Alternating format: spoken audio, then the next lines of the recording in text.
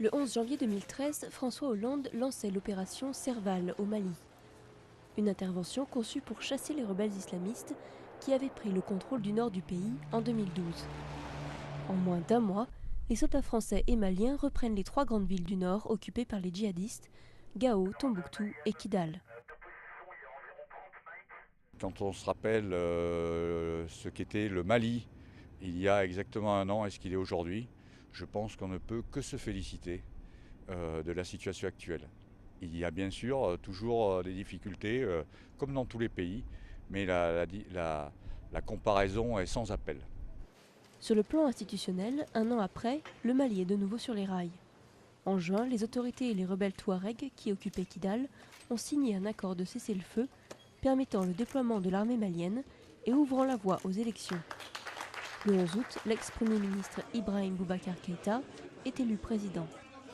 Les observateurs estiment le scrutin libre et transparent, c'est le retour de la légalité et de l'État malien. Une étape importante, car c'est un coup d'État militaire en mars 2012 qui avait précipité la chute du nord du pays aux mains des islamistes. Sans le Serval, le Mali ne serait pas aujourd'hui ce qu'on est.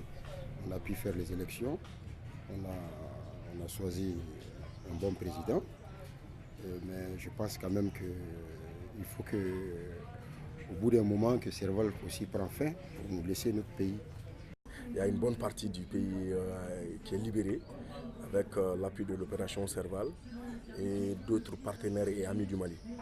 Mais tant qu'il subsistera à Kidal quelques poches, que ce soit de résistance ou de rébellion, on ne peut pas dire que le Mali est libéré. À Gao et dans le nord, en effet, la sécurité n'est pas assurée. En septembre, les groupes djihadistes ont repris leurs attaques meurtrières. Plus d'une dizaine de civils et de militaires maliens et tchadiens ont été tués depuis. Les soldats français, maliens et la MINUSMA, la mission intégrée de l'ONU au Mali, lancent l'opération Hydre en octobre pour les contrer dans le nord.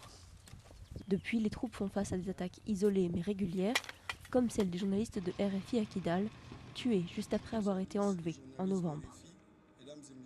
Ils sont mobiles et dès qu'on se déplace, ils agissent en miroir. Donc c'est bien ça toute la difficulté. La France restera là, car il ne faut pas laisser revenir ces groupes que nous avons largement disqualifiés.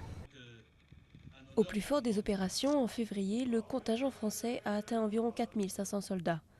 Paris a prévu de réduire les troupes à 1600 personnes d'ici février. L'État malien fait lui face à un immense chantier.